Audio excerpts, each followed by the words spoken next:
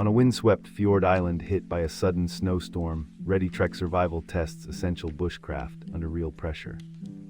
They start with quick shelter construction using dead material and a linta built against the wind, then seal gaps with pine needles and snow blocks.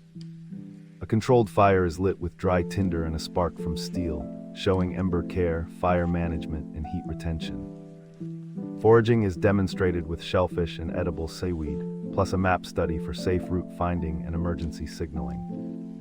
The episode emphasizes hands-on learning, step-by-step explanations, and adaptations when weather shifts, inviting viewers to practice safely at home.